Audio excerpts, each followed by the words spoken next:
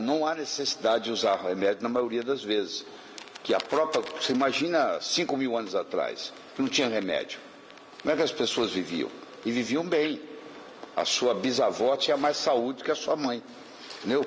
Viviam muito bem, obrigado. Por quê? Estavam mais ligados aos hábitos da natureza. Entendeu? Tomavam mais sol, comia comida mais natural. Quer dizer, é esse trabalho que a gente vem mostrando. E o que nós pretendemos indicar para a farmácia de manipulação são coisas que o corpo tem. Quando você toma o magnésio, o corpo tem magnésio. Quando você toma o N-acetilcolina, o corpo tem N-acetilcolina. Então, o corpo tem aquilo já. Quando você coloca um remédio patenteado, eu fui diretor médico da Merck Sharp & Dohme e fui vice-presidente da Novartis nos Estados Unidos durante muitos anos, então eu sei muito bem esse lado. Quando você faz um remédio patenteado, para você patentear um remédio, você tem que provar para o mundo que isso não existe no planeta Terra, senão você não consegue patente. Então, por princípio, todo remédio que você coloca na boca é um ET, é uma coisa que não existe nesse planeta, né? Aí, claro, se não existe, o corpo não sabe como trabalhar com ele, e começam os efeitos colaterais. Todo remédio, por melhor que ele seja, ele tem um efeito colateral. Eu tenho 37 livros publicados, 26 estão traduzidos para outros idiomas, presente em mais de 40 países. Eu tenho um recorde do Guinness, eu sou o único autor em toda a história editorial do mundo que consegui colocar 6 dos 10 livros mais vendidos em um país simultaneamente. Eu cheguei a ter o primeiro, o segundo, o terceiro, o sétimo, o oitavo e o nono livros mais vendidos no Brasil, e eu só tinha 6 livros no mercado na época. Eu produzi 113 DVDs médicos em assuntos diferentes. A minha intenção é escrever 15 livros na área médica, e eu passo o Brasil inteiro e fazendo isso que eu estou fazendo em Ipatinga. Eu vou de cidade em cidade, principalmente de capital em capital, ensinando grupos de 150, 200, 300 médicos a envelhecer sem a média de 150 a 200 médicos por semana. Eu sou cardiologista, sou nutrólogo e venho ensinando isso. Como é que faz para poder utilizar menos remédio e mais nutrientes. As doenças todas, todo o processo de adoecimento, seja ele qual for, tem por trás um processo de desnutrição. Quando você melhora a nutrição do paciente, as doenças melhoram. O remédio ele não cura, ele remedia. Por isso que ele chama remédio, porque ele está tratando o sintoma. Só que quando você corta o sintoma, você não cortou a doença, você cortou o sintoma da doença. A doença continua.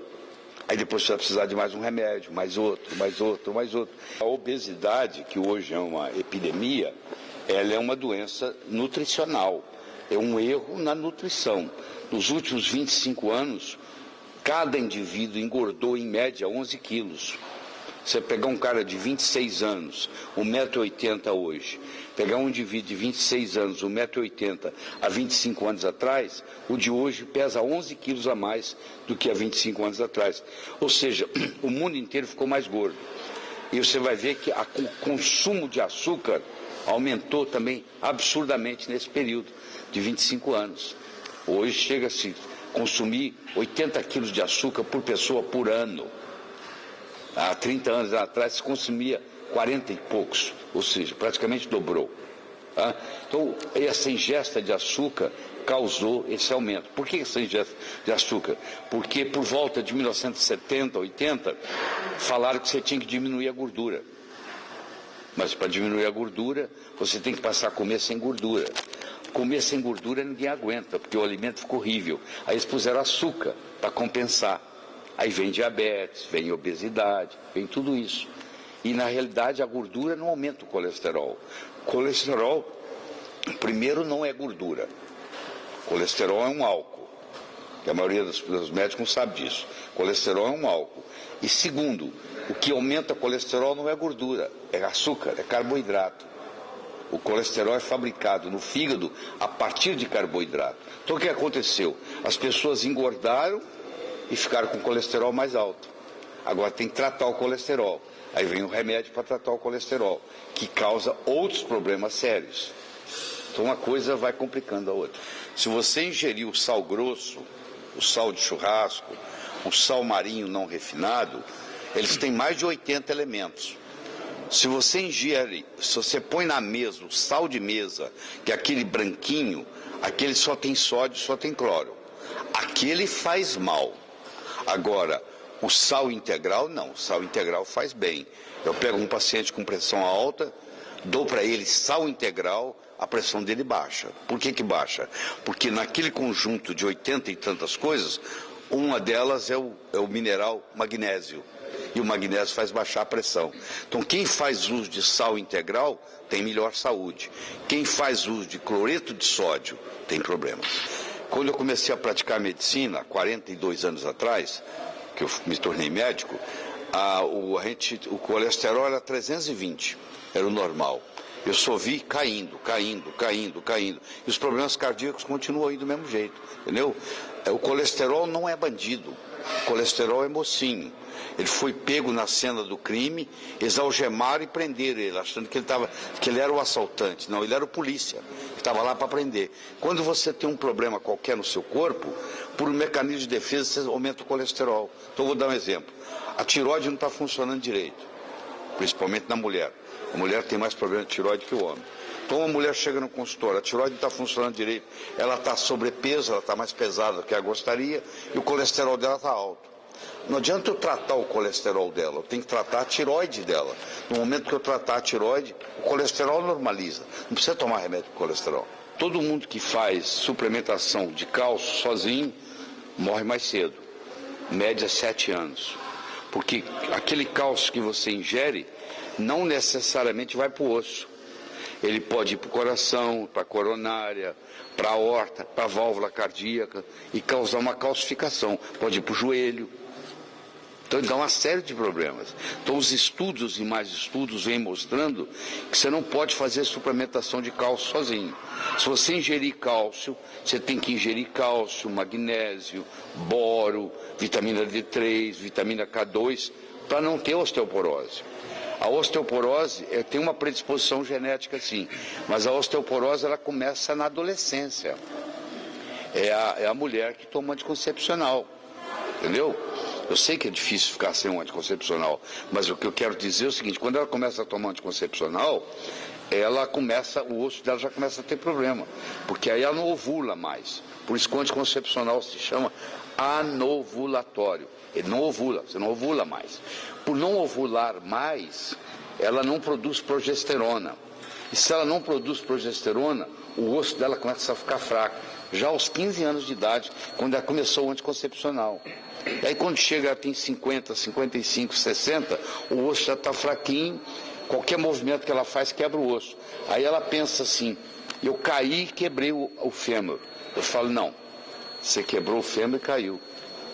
Essas pessoas que acham que caiu e quebrou o fêmur, na realidade elas quebram, com uma torção, um movimento brusco, elas quebram o fêmur como se é sustentado pelas duas pernas, faltou uma, você cai.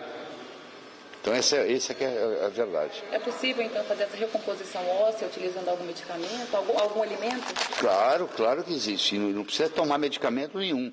Você tem que fazer uma combinação de cálcio, de magnésio, de boro, de vitamina D3, de vitamina K2 e de vitamina A. Isso é o melhor medicamento que existe para a osteoporose.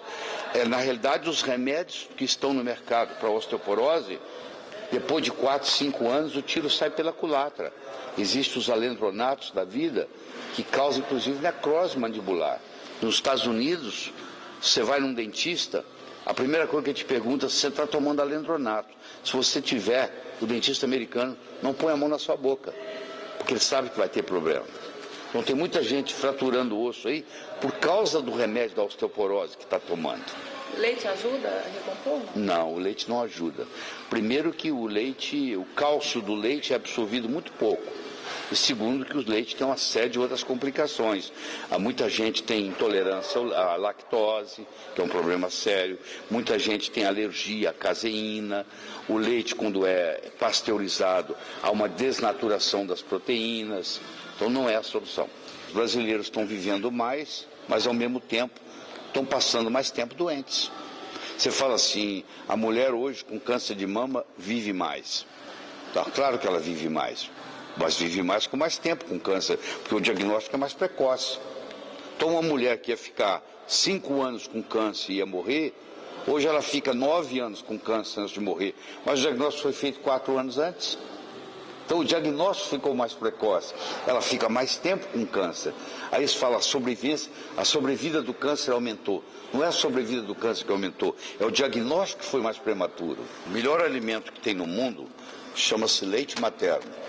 Hoje na Europa, os indivíduos milionários, moribundos, morrendo na cama, pagam a gente, eles vão às maternidades e compram o leite das mulheres. O leite que sai da mama de uma mulher que acabou de dar luz, as primeiras 72 horas, chama colostro. Ele tem tudo que tem de bom no mundo, está ali, inclusive rejuvenescedor. Segundo, o segundo melhor alimento do mundo chama-se ovo. Existe um mito de que o ovo aumenta colesterol, isso é mentira. Ovo frito em óleo vegetal aumenta colesterol. Batatinha frita em óleo vegetal aumenta colesterol. Mandioquinha frita em óleo vegetal aumenta colesterol. Tem nada a ver com ovo, tem a ver com a fritura. O terceiro melhor alimento chama-se coco. O coco é um alimento, super alimento. É um alimento funcional muito subutilizado, inclusive no Brasil. O quarto melhor alimento chama-se quinoa, que foi pela Organização Mundial de Saúde considerado o melhor cereal no mundo. O quinto melhor alimento é o azeite de oliva puro, e o sexto é uma substância chamada curcumina, turmérico, curry, é aquela coisa, aquele pó amarelo que você compra para pôr o tempero na comida. Eu diria que esses são os 6 melhores. Na época paleolítica, há 10 mil anos atrás, nós ingeríamos muito mais ômega 3 do que ômega 6. Não mais, mas ingeríamos. Para cada 2 ômega 6, nós ingeríamos 1 ômega 3. Hoje, se você come num McDonald's da vida, você chega a ingerir 40 para 1. Então, o ômega 6 ele causa inflamação. Então, praticamente todo mundo tem deficiência de ômega 3. Então, por isso que é recomendado ingerir mais peixe, ou quando você não tem interesse em peixe, fazer a suplementação com ômega 3. Mas tem que tomar muito cuidado, porque no Brasil tem muito ômega 3 adulterado. E quando ele é oxidado, é pior do que se tomasse, se não tomasse. Vitamina D3 não é vitamina, é um hormônio. É o hormônio esteroidal mais potente que existe no corpo humano. Ela advém do sol. O sol bate na sua pele, fabrica a vitamina D3, que vai para o fígado e vira uma coisa chamada calcidiol, que vai para os rins e vira uma coisa chamada calcitriol. Como ninguém mais toma sol, que é convencer a população que sol faz mal, a sua avó não está preocupada com câncer de pele, nem seu avô. O pescador lá do Nordeste, ele sai com o barco às 6 horas da manhã e volta às 6 horas da tarde. Ele faz 365 dias por ano, ele não usa nenhum protetor solar, ele está preocupado com isso. Mas convenceram você que você tem que passar protetor solar e que você tem que fugir do sol. A conclusão, os brasileiros são deficientes em vitamina D3. 96% dos brasileiros têm vitamina D3 baixa. E a vitamina D3, ela administra, ela controla 10% da genética do ser humano. Nós temos 23 mil genes, ela controla em torno de 2 mil genes. Quando ela falta, predispõe a uma série de doenças, inclusive doenças autoimunes, como a esclerose múltipla. Então é um problema muito sério. Então eu digo para a pessoa, ou você toma sol, ou você faz suplementação com vitamina D3. Não tem outra saída. Felicidade é um estado de espírito. Não tem nada a ver com o seu sucesso. Você pode encontrar uma lavadeira, ganhando meio salário mínimo, cantarolando na beira do rio, lavando roupa, feliz da vida.